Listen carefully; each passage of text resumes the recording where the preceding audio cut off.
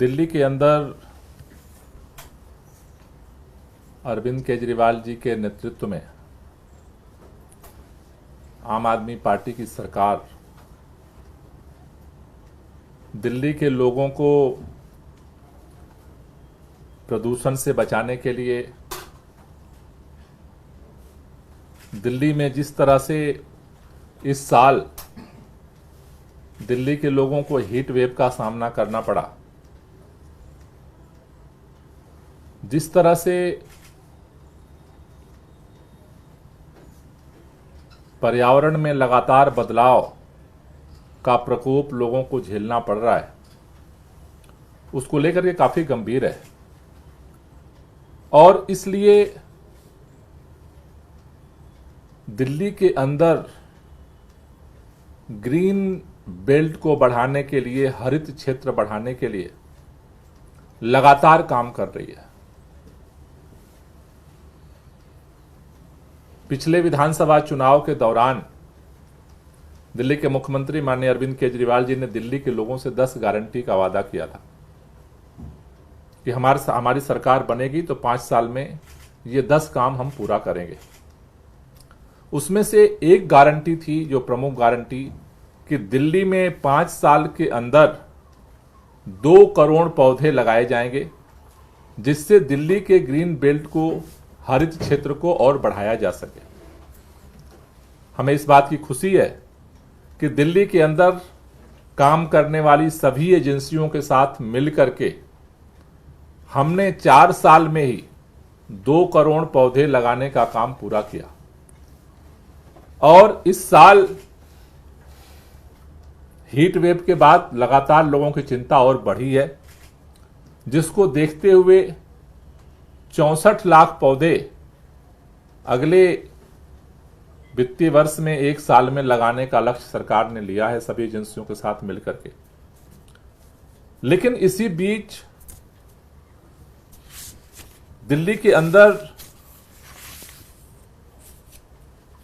सतबड़ी, छतरपुर के अंदर एक चौंकाने वाली घटना सामने आई कि फरवरी के महीने में डीडीए ने 1100 पेड़ अवैध तरीके से,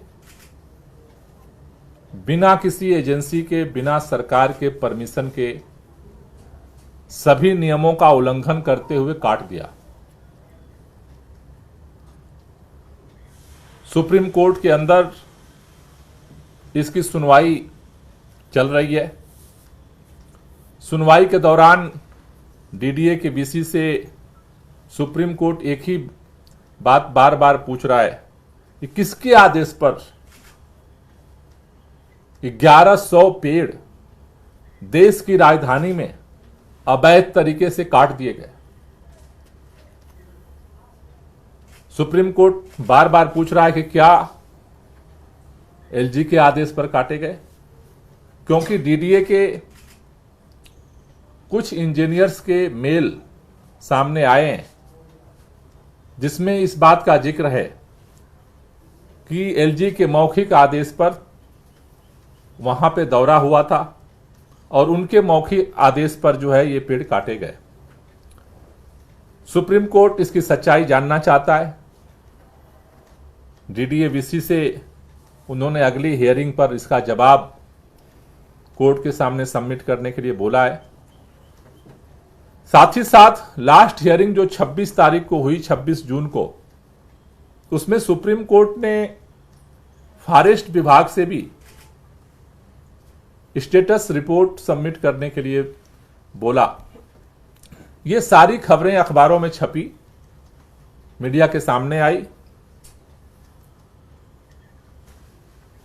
उसके बाद हमने दिल्ली सचिवालय में 26 तारीख को ही शाम को 4:30 बजे फॉरेस्ट विभाग के जो उच्च अधिकारी हैं उनके साथ बैठक की। बैठक में उन्होंने हमें यह बताया कि हमने इस इल्लीगल जो ट्री कटिंग है उसके खिलाफ दो जो अलग अलग एरियाज हैं उसमें डीडीए को हमने 5 मार्च को एक नोटिस दिया। उसके बाद फिर दोबारा नोटिस 22 मार्च को हमने दिया। उनकी तरफ से कोई ठोस जवाब नहीं आया। मामले की गंभीरता को देखते हुए मैंने मीटिंग में ये डायरेक्शन दिया कि फरवरी से लेकर के और अब तक जो जो घटनाक्रम हुआ है वो सारे फैक्ट्स रिटेन में हमें सबमिट किए जाएं। हमने 27 तारीख को 11 बजे तक ये रिपोर्ट सबमिट करने का निर्देश दिया था, लेकिन 11 बजने के बाद भी रिपोर्ट नहीं जब आई तो हमारे ऑफिस ने फॉरेस्ट विभाग के अधिकारियों से संपर्क किया। उसके बाद उनकी तरफ से आया कि आप रिटन में दीजिए, तब हम इसका रिपोर्ट जो है और जवाब सबमिट करेंगे। उसके बाद फिर हमने रिटन में ये मिनट्स मीटिंग की जो नोटिस है उसको हमने जारी किया और हमने उनको समय दिया कि आप 28 तारीख को 11 बजे तक हमें सारी जो फैक्ट्स हैं, जो सच्चाई है, उसकी रिपोर्ट आप सबमिट करिए। लेकिन 28 तारीख को भी 11 बजे तक हमारे पास कोई रिपोर्ट नहीं आई। जो फॉरेस्ट के अधिकारी हैं सीनियर, उन्होंने कहा हम छुट्टी पर चले गए। उसके बाद फिर हमने 28 तारीख को 11 बजे के बाद फिर हमने नोट भेजा कि ये बहुत ही सीरियस मामला है।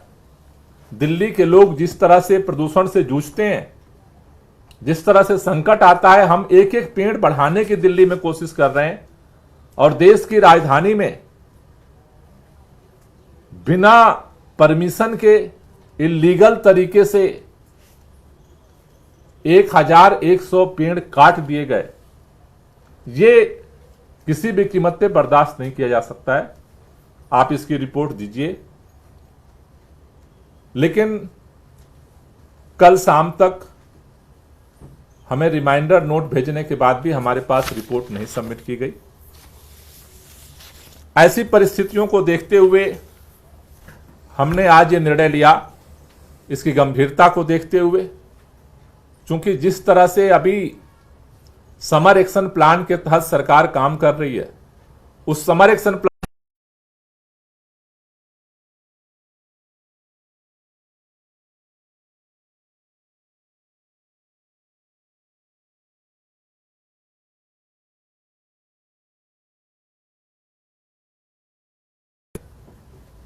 हमारे UD minister Saurabh Bhardwaj ji, food and supply ministers Imran Hussain ji और आतिशी जी की चूंकि तबीयत थोड़ी सी सारी, तो वो ऑनलाइन हमारे साथ मीटिंग में जुड़ी और सारे डिस्कशंस के बाद जिस फैसले पर हम लोग पहुंचे हैं कि जो फैक्ट्स हैं वो सामने आना बहुत जरूरी है।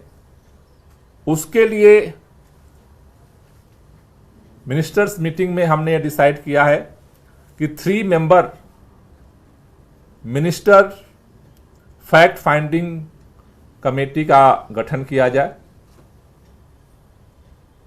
इस 3 मेंबर्स फैक्ट फाइंडिंग कमेटी में यूडी मिनिस्टर सौरभ भारद्वाज जी, हमारी फाइनेंस मिनिस्टर आतिशी जी और food and supply minister Imran Hussain ji, ये 3 मिनिस्टर्स की फैक्ट फाइंडिंग कमेटी बनाने का मिनिस्टर्स मीटिंग में निर्णय हुआ है।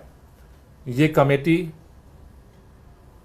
ये जो अवैध तरीके से इतने बड़े पैमाने पर दिल्ली में जो पेड़ काटे गए, उसकी सच्चाई क्या है, ये कमेटी उसको पता लगाएगी, उसको जानने की कोशिश करेगी और उसके बाद हम इसे सुप्रीम कोर्ट के सामने भी रखेंगे। तो ये आज की ऑल मिनिस्टर मीटिंग में हमने निर्णय लिया है, जिससे कि दिल्ली के अंदर जो हरित क्षेत्र है उस पर किसी तरह के कोई भी अगर इलीगल कार्रवाई कटिंग करना चाहता है तो उसे रोका जा सकता है। Thank you. कोई क्वेश्चन हो तो कमेटी क्या करेगी, मतलब किस तरह से फैक्ट फाइंडिंग करेगी, क्या आगे उसकी क्या रूपरेखा होगी? ये तो कमेटी बैठ करके अपना प्रोसीजर डिसाइड करेगी। मतलब वहाँ पे विजिट भी करेंगे, कितने पेड़ काटेंगे, वो क्या सारे करेंगे? कमेटी बैठ करके फिर वो करके फिर रिपोर्ट वो सबमिट करेगी। अभी कोर्ट में राहुल गांधी कोर्ट में मुख्यमंत्री की सुनवाई थी जो सीबीआई का स्टडी को लेकर, अभी मामला रिजर्व है, उसका फैसला रिजर्व है, लेकिन आपको क्या कुछ उम्मीद है आगे, क्या कुछ देखते हैं इस मामले में? मेरे ख्याल से जल्दी फैसला आ जाएगा, सभी लोगों को उसी की उम्मीद है। लेकिन देखिए, हमें तो ये उम्मीद है कि जिस तरह से फर्जी केस में हमारे मिनिस्टर्स को, चीफ मिनिस्टर को जेल में बंद किया गया है, ये पूरी तरह से एक षड्यंत्र है भाजपा सरकार का, और उसके तथ्य भी सामने आ गए। जिस तरह से ट्रायल कोर्ट में मुख्यमंत्री जी को जमानत मिलती है, ट्रायल कोर्ट साफ साफ कहता है कि मुख्यमंत्री के खिलाफ कोई सबूत नहीं है, उसके बाद बिना ऑर्डर की कॉपी लिए ईडी दौड़ करके हाई कोर्ट जाती है, उसके बाद उसको बिना पूरे केस सुनवाई किए उस पर रोक लगा दी जाती है। जब ये केस सुप्रीम कोर्ट जाता है, सुप्रीम कोर्ट की सुनवाई की तारीख से एक दिन पहले रात में अचानक सीबीआई जागती है और उसे जेल भेजा जाता है और अगले दिन कस्टडी में ले लिया जाता है। तो ये साफ साफ दिखा रहा है कि मोदी सरकार के तानाशाही का अभियान, विपक्ष को क्रैश करने का अभियान, दिल्ली के अंदर आम आदमी पार्टी और इस सरकार को तहस नहस करने का अभियान, दिल्ली के कामों को, जनता को ठप करने का अभियान वो चल रहा है। हमें उम्मीद है कि अदालत से जल्द ही सकारात्मक परिणाम आएंगे।